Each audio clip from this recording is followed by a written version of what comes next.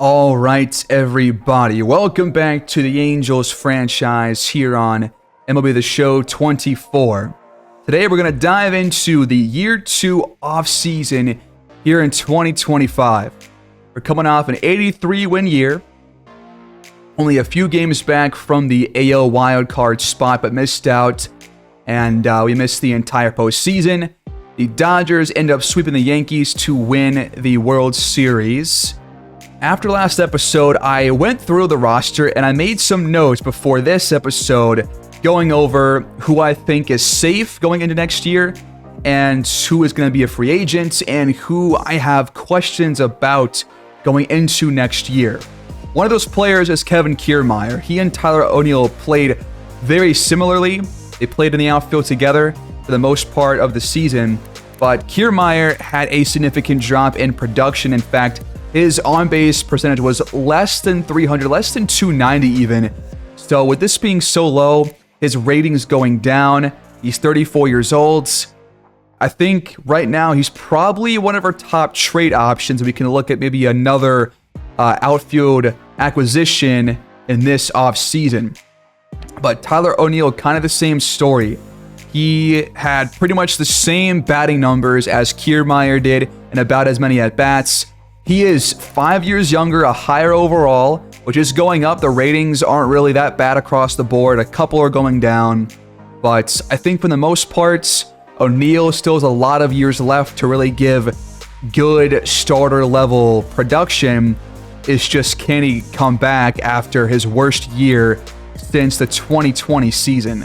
That's what it's all about. It's just been his second worst year in his entire career. So if he can bounce back from that, then I feel good. Especially with, Mickey Moniak on this team. He's a very good righty hitter. And then Walker Jenkins coming up soon might make the roster next year if he plays well in spring training. I think Logan O'Hoppe is also safe. We're going to give him one more shot. He's coming off, I think, the worst year in his career through not even 3 or even 2 full seasons. He's just got over 3 years of service, but in terms of the at-bats, hasn't really had a whole lot of playing time. He's been kind of splitting his at-bats, especially this year after his struggles. But he's really good against lefties. He's got good power across the board. So if we can maybe find somebody else at catcher that is good against right-handed pitchers, then we could have a nice 1-2 punch at that position. I also think that obviously Edward Julian is safe. I think he's still kind of the star of the team. And I think that pretty much the entire pitching staff is safe. I really don't have anybody on the team right now that I'm worried about going into next year.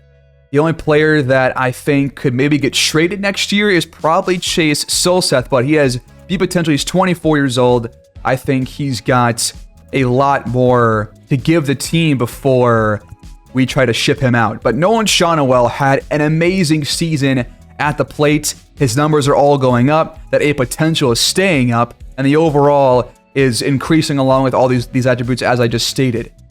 In terms of his stats, he's only gotten better through 2 or so years of service. Obviously, in 23, he didn't really get that much playing time compared to these last 2 years, but with us in this franchise, he is only getting better, and he's going to be a big part of this offense moving forward. So I'm glad to have him. But is there anybody else that I think is worth potentially moving? I think we could also potentially think about moving somebody like Brian Anderson, who's right now on the AAA roster. But I think he is one of those options because he's now 31 years old. Some ratings are dipping down. And I think with the addition of Sterling Thompson to the active roster, with Brandon Drury coming back off of the injury when he was out for almost the entire season, I think it makes sense to move on from a utility guy like Anderson. Maybe give him some playing time somewhere else where he would actually play a good amount. But one last player I am potentially worried about going forward is going to be Zach Neto, who I mentioned this briefly during last season, but his potential has now dropped down from A to B, and it's still going down, and he's lost 11 power lefty. I'm not really sure why, but I think it's because he just had a way worse year, his worst year in the major leagues in his career through just over 2 years of service. He batted .211, OBP worse than Kevin Kiermaier and Tyler O'Neill's. Not really slugging very well, so I think that going into next season, I think it's going to be a good idea to have a position battle between him and Marco Luciano for the starting job, at least against right-handed pitchers. We still have Tim Anderson on contract next year too, and he's been very good against lefties. So I think he still has a role on this team. I think that he will probably come back and fill a similar void that he did this year. But Luciano is going to be in spring training, and he will also have a shot to overtake Neto for the starting job on the team. So those are my thoughts right now.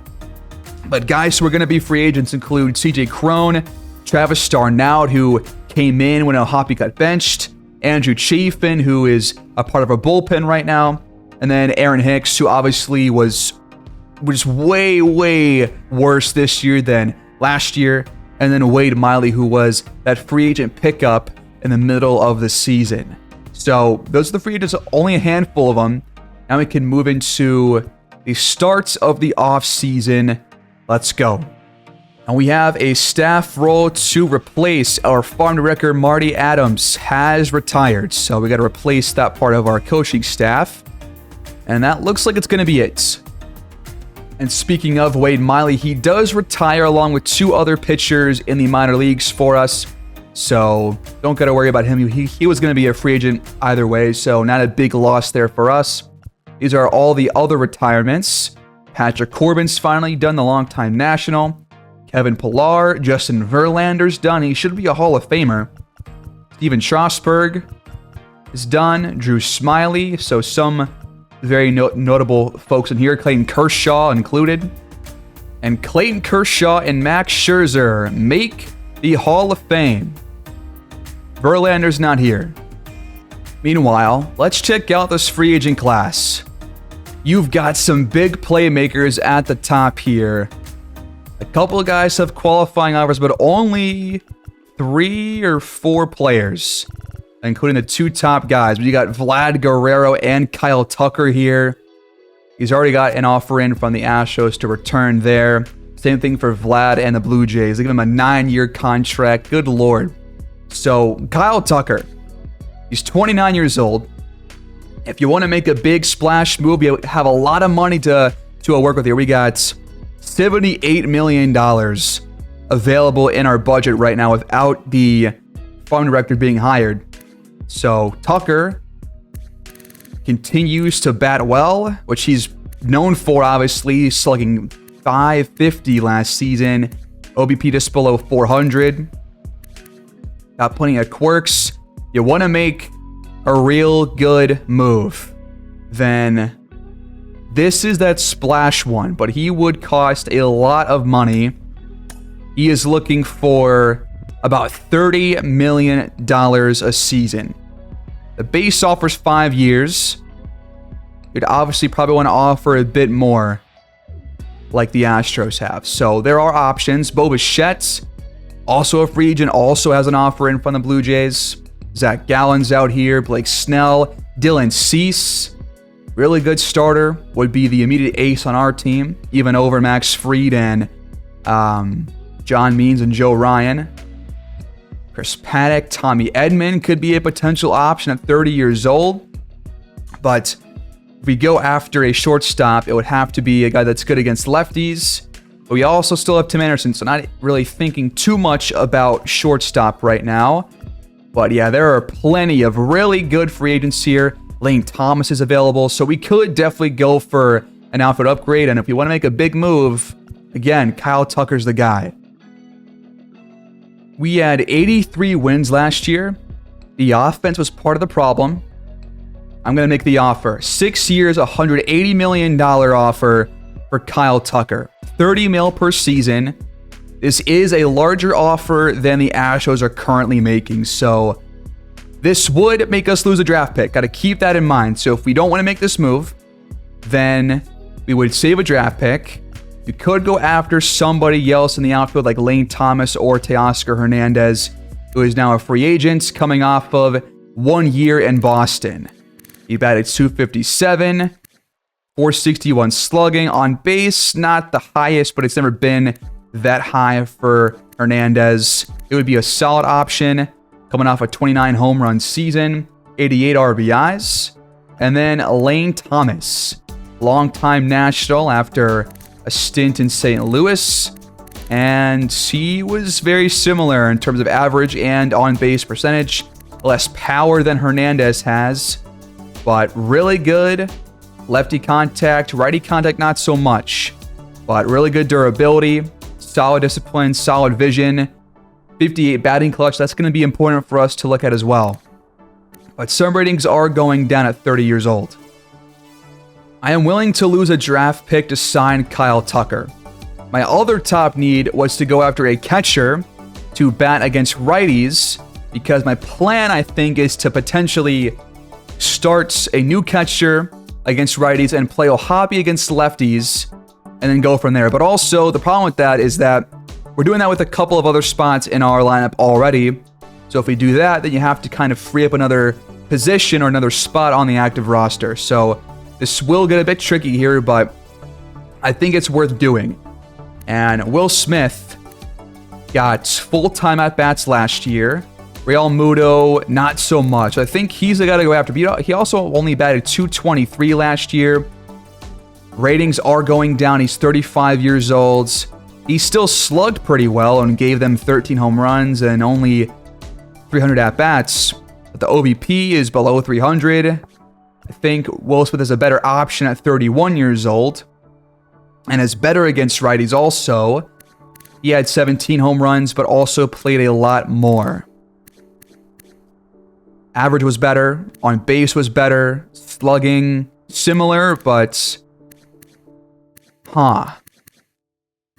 Would he want to play for us if he's not going to play every single day?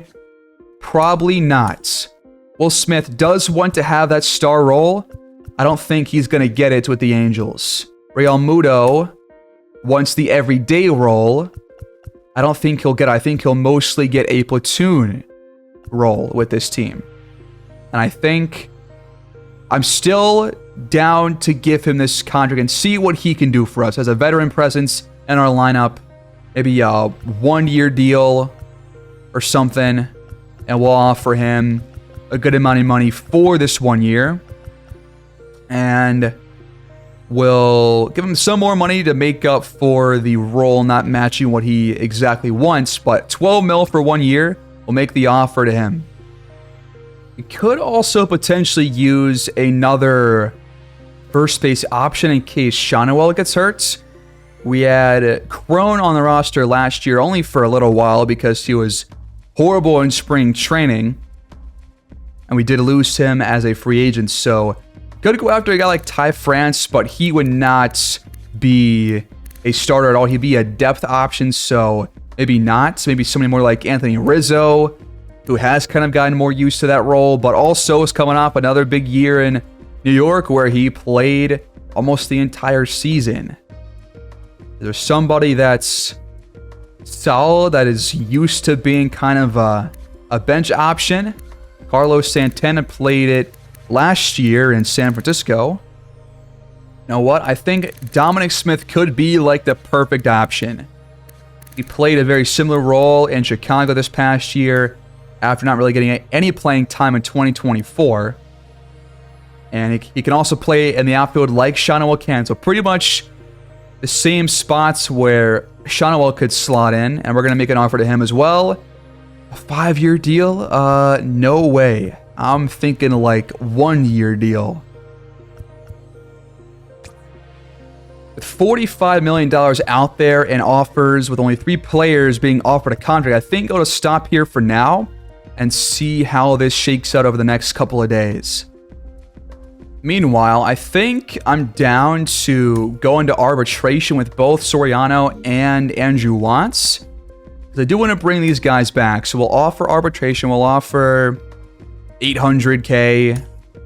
Not really entirely sure how this exactly works, but I know that there will be a arbitrator or whatever making a choice between what we offer and what the player wants, or somewhere in between. So I'll offer a bit more than either guy made last year, and we'll see if they end up earning more through that arbitration. We're going to start to tender contracts, including Walker Jenkins, by renewing his with $780K. Got a couple other players to go through. We're also going to renew the contract for Sterling Thompson. We have finally signed our new farm director, Julio Valenzuela. Curious about his ratings. He's got +1 plate vision, power, -1 home run per 9, and +3 fielding. So I'm trying to get some ratings across the board there, and that should help us out in the minor leagues. And our first signing of the offseason is JT Realmuto, 35-year-old catcher. He will come in to bat against right-handed pitchers going into this next season until Ohtani shows what he can do, which he might early on, but he could also start cold like he did last year, so who knows. But Realmuto is supposed to be kind of that backstop option for us in case Ohtani does not work out, at least for this one season.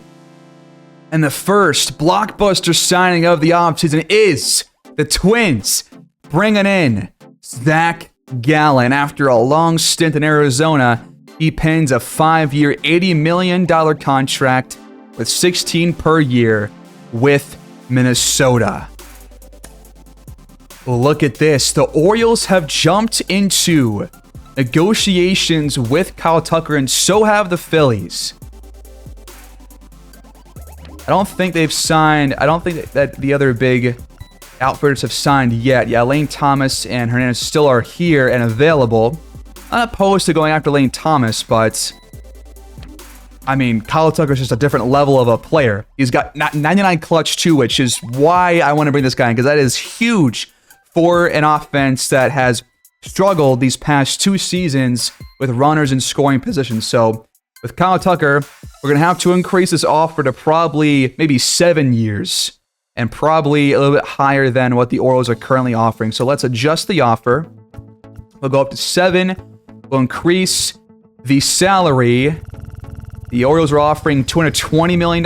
We have the money to offer more. So we're going to offer like $224 instead. So $32 per year.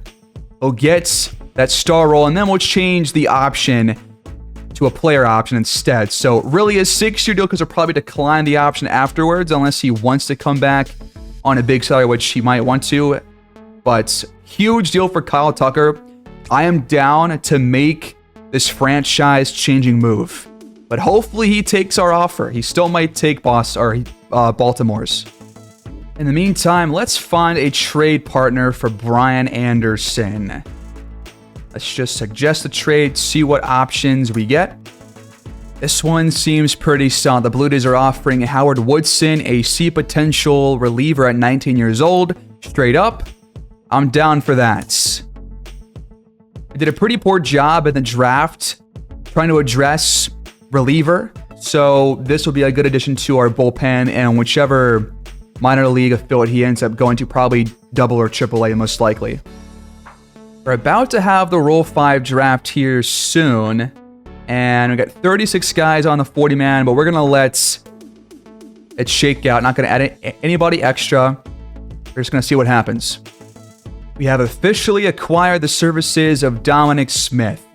30 years old, 72 overall. Should be a good backup option for us off the bench. And there it is. The Halos win the Kyle Tucker sweepstakes. This is going to be absolutely huge for the offense. He's coming up a 38 home run season. We did not have any 30 home run hitters at all this year. Huge addition to our team.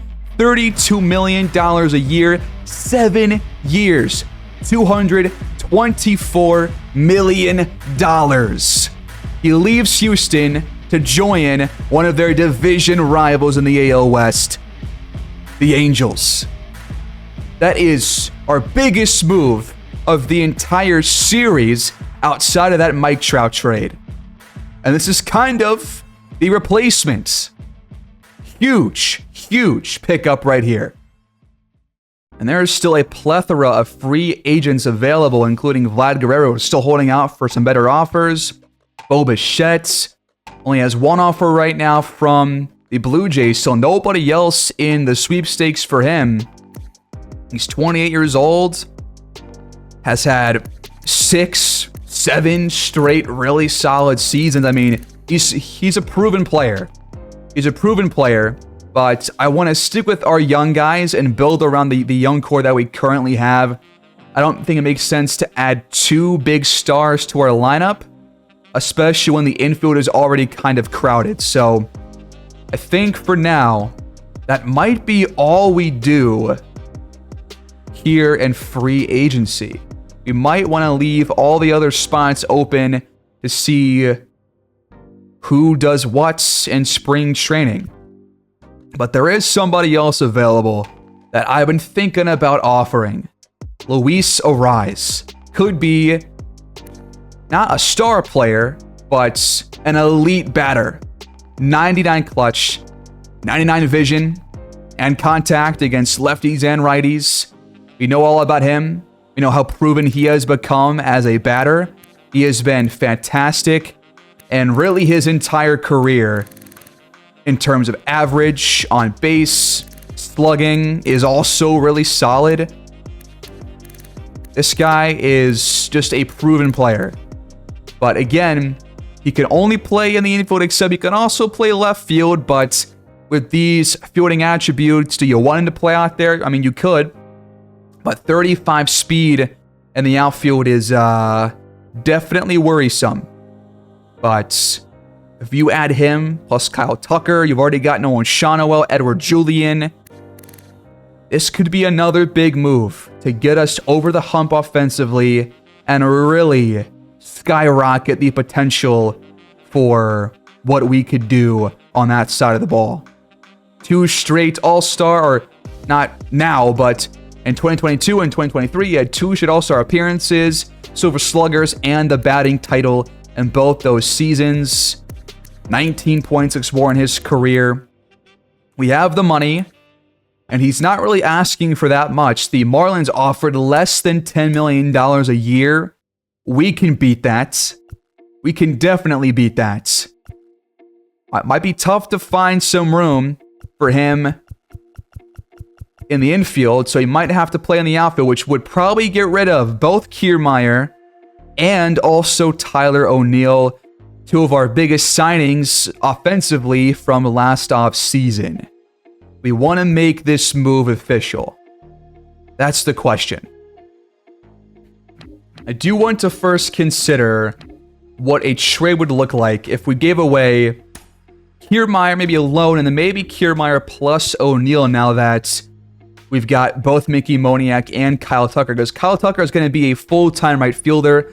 Moniak is very good against righties, so he could play somewhere else in the outfield. You've got Gerardo Franco. You've got Walker Jenkins trying to play for a spot. So I think now we find ourselves with too many outfielders on the team. We don't yet really have a solid left fielder.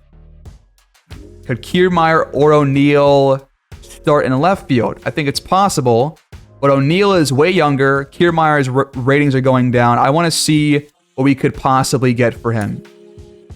Going through the options, I do like this one from the Red Sox, acquire a young catcher, which we do need in the minor league system, so that could be a good trade for us.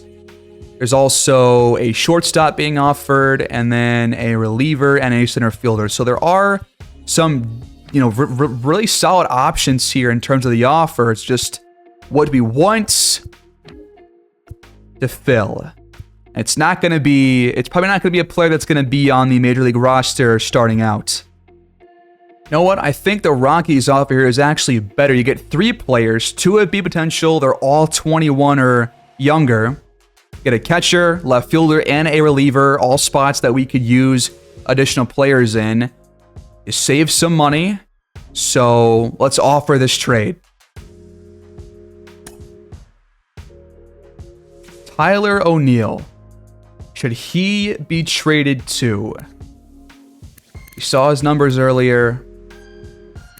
Will he bounce back? I think it's very possible, but the numbers before this, they weren't that much better. They were solid, that's why I brought him in, but to regress from solid numbers to less than solid is not what you really want to see.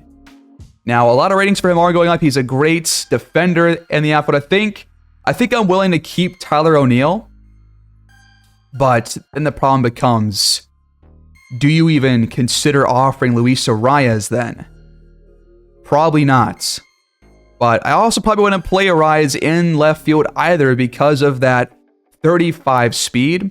I think I would honestly rather have Tyler O'Neill play out there.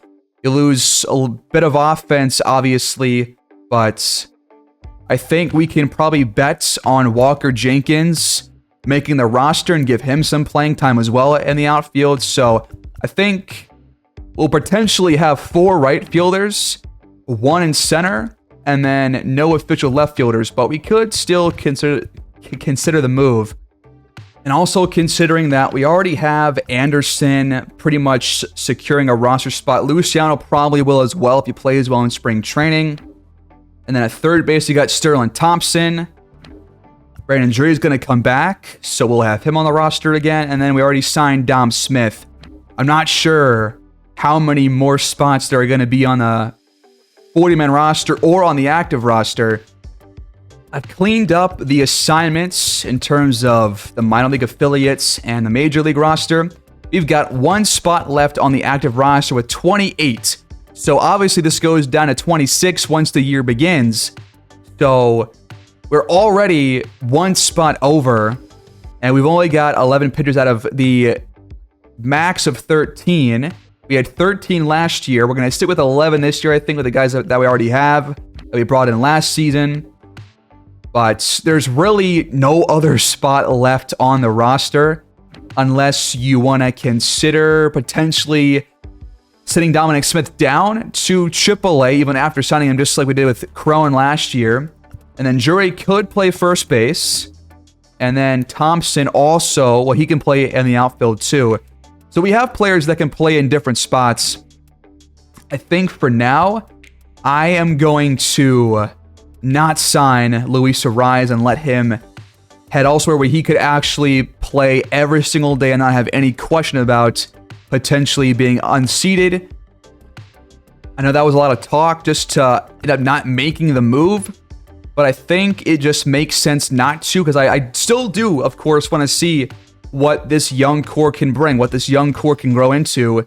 I'm not just trying to throw all of our money at the wall and see what sticks. I want to save some for these bigger contracts down the line and see if Kyle Tucker can be the guy to get us over the hump alongside Edward Julian and Nolan Shonowell. So let's go through the rest of the offseason now and see what other teams do. And the next big splash is the Phillies signing Dylan Cease to a 6-year, $92 million deal with a 30-year-old pitcher. 9-15 last year, really coming off kind of a rough year for him compared to what he did previously, but he's still a great pitcher, just below 90 overall. He heads to Philadelphia.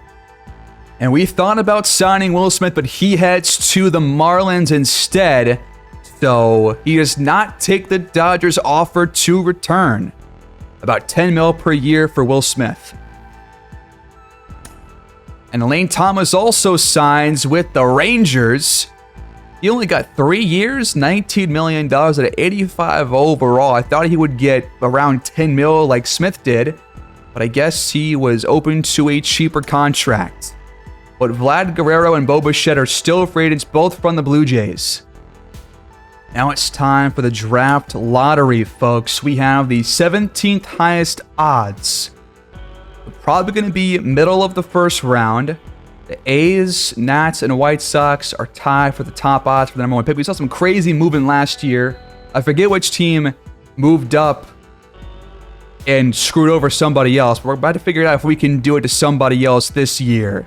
The draft lottery is going to give the first overall pick to the Milwaukee Brewers. We stay at pick 17. The Orioles and Brewers both moving to the top 3. I don't think the Orioles need this help, man. Like, sure, they were 14 games below 500 this past season, but that's probably a fluke year, to be honest. They're probably going to be way better. They don't need the 3rd overall pick. The A's, I mean, they screwed up their 1st overall pick last year, so, you know, are they going to do it again at pick 2? Who knows? But the Brewers, with 2.7%, they end up with the number 1 pick. That's crazy. Now it's time for the Rule 5 draft. Let's go take a look and see if there are any options for us, which there probably won't be because I already just passed up on Luis Arraez of all players. So, probably not going to draft somebody in this draft. Couple of players go. We're on the clock at number 17. Let's just take a look and see who's available. And yeah, these guys are not going to cut it, I don't think. Yeah, that's not going to happen. We're going to move on and just let the draft shake out. Skip selection. And Rule 5 draft ends after a singular round. Cool. Arraez was officially acquired by the Rockies, so he held out for a better deal and got one, I guess, from Colorado. He does not return to the Marlins. Interesting. Meanwhile, Marcell Ozuna gets scooped up by the Cubs. Hernandez signs with the Guardians. The Blue Jays bring in Aaron Savale. The Padres acquire Nestor Cortez.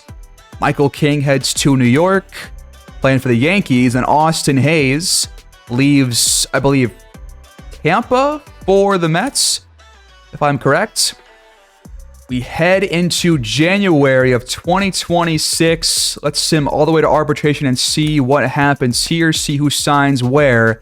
Josh Naylor heading to Pittsburgh on a 5-year, $68 million deal, coming off a really solid season at the plates. And the Chicago Cubs are the team that's going to bring in Vlad Guerrero Jr. He says no to Toronto and takes $22 million a year at 27 years old to go play in the Windy City. That's pretty awesome. Pretty big signing for the Cubs. They might be on the come up here. Meanwhile, Bo Bichette also leaves Toronto to go play for the Nationals. What does that mean for CJ Abrams as their current shortstop? And I think he was their option for the future as well. So I'm curious what they're going to do with him going forward. Bo Bichette, can he play outside of short? I'm not so sure. But those were the big signings. We are in arbitration hearings now. And I want to see what happened with Abrams. But it looks like right here, by the way, Tommy Edman re-signs with the Cardinals on a 5-year deal. Just over 11 mil per season. But I'm curious with the Nationals. Bo Bichette's now their top player by far on their roster. He can only play shortstop. Abrams at short can play a lot of different spots. He can play second or in the outfield, so I think he'll be all right. In other news, Wilmer Flores heads to the Mets. We saw the Vlad signing and the one for Bo Bichette and Josh Naylor. Rhys Hoskins leaves Philly to head across the country to San Francisco. Meanwhile, the Padres scoop up John Gray. Giolito heads to the A's, so he's going to be in our division. The Nationals also brought in Paul Goldschmidt. I missed that one. The Astros bring in Tejay Antone. Hopefully I'm not butchering his name. I'm sure I am. And then Marcus Stroman leaves. I think he was still in Chicago for the Mariners, also in our division. So a couple of starters brought in by our division rivals. And right there, by the way, Chris Paddack ends up penning a 4-year, $48 million contract with the Twins to return to Minnesota. So he's gone as well. The top guy left now is Cedric Mullins. And Jose Soriano has earned a lot more money from the Angels. Pretty much twice the amount of what we offered in arbitration. That makes sense, I think. And then kind of a similar story for Andrew Watts. But Luciano and Walker Jenkins Going to have a lot to prove in spring training. And if Franco plays poorly, he might as well. But I did, by the way, increase his potential up to 75. That's what he was drafted at. And I felt comfortable doing that because he played well last year. He batted just under 270 without any minor league experience, which is incredible. OBP was, relatively solid. Slugging was pretty good, or solid, I should say. And I think that he deserves to have his potential not just automatically be lower than his overall, but it's already going down because of the potential being so low before I changed it. So got to keep that in mind. But I think for now, we can move into the start of the season, I think. We're going to sim to spring training, folks. And we do, I think, have to fill out the 40-man roster, get it up to the full 40 players. And here we go. Spring training has arrived. Let's decide who is going to fill out the last 4 spots. Potentially a couple of pitchers. Maybe Yusniel Cabrera could get an option here. He's not on the 40-man roster. No options used. So I think he deserves a shot. So let's do this. We'll add him. 3 more spots available. I think maybe one of these outfielders could potentially slot in. And one guy that played well last year was Joe Gray, who's got, solid contact, slow power, good durability, really solid defender, high speed. He was one of our best batters in AAA last year. I think he deserves a potential shot. Is there anybody else right now? I don't necessarily think so. So I think I will add Joe Gray to the 40-man. And in AA, Adrian Placencia has quietly been very impressive. It would be another shortstop option against Zach Neto and Luciano, who are going to be battling for that starting job, as has been mentioned earlier. I think he could also be a guy that could potentially battle for that spot at a 71 overall. And a couple years now under his belt in the minor leagues, I think he deserves a chance to get some playing time in spring training.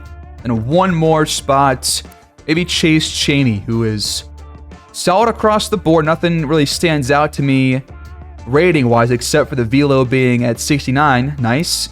But I think with him, he is at the point where he's 26 years old, hasn't had any service time so far.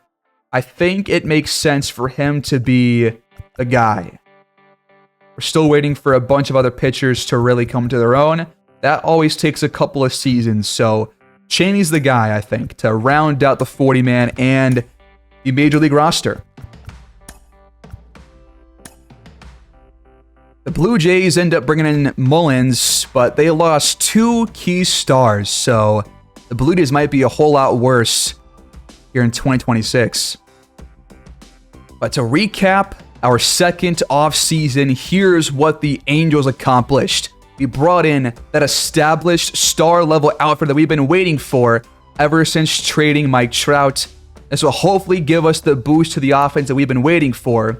But now with Edward Julian on this team, Nolan Shawnoel really progressing as a first baseman and as a batter, Kyle Tucker comes in to be the main cornerstone of the franchise moving forward on a 7-year, $224 million contract, $32 million a season, and he will have plenty of games against his former team, the Houston Astros.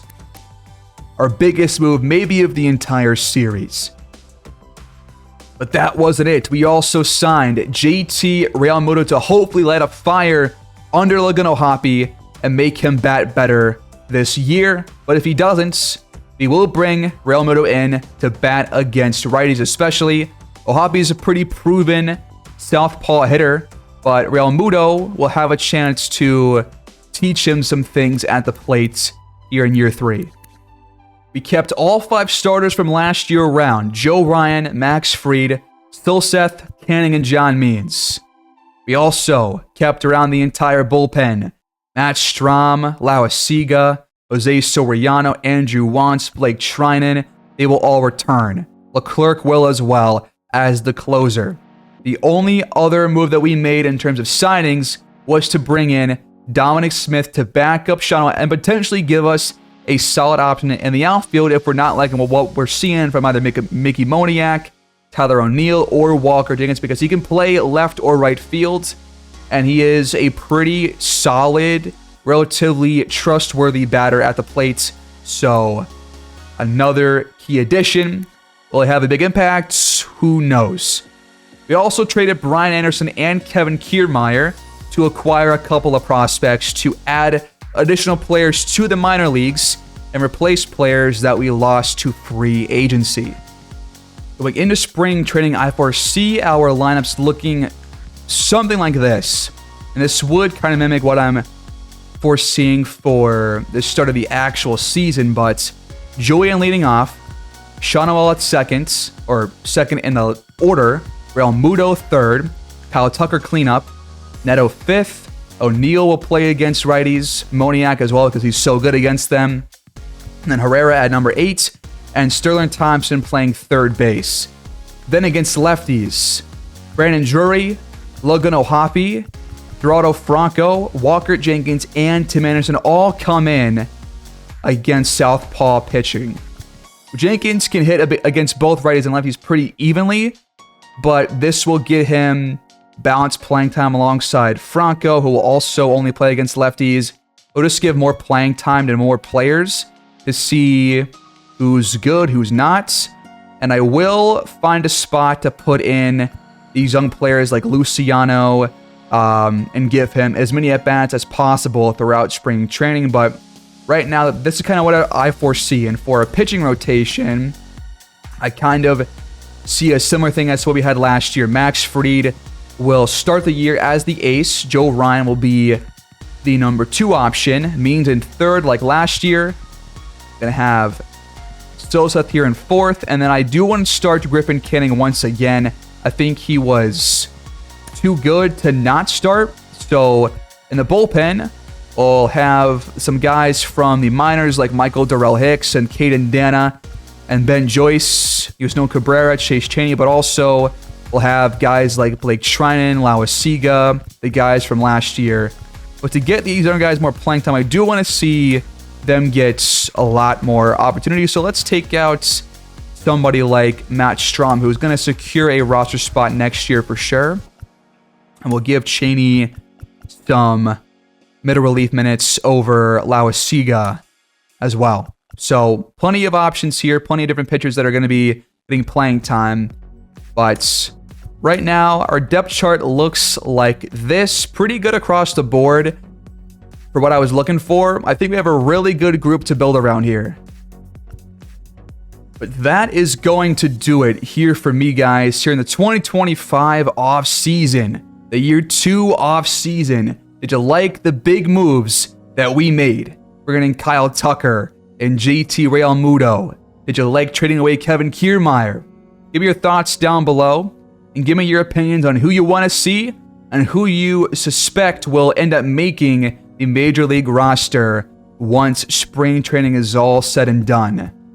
Please like the video, subscribe to the channel, leave your feedback down below, and I'll see you guys in spring training and opening day in year 3. Peace out.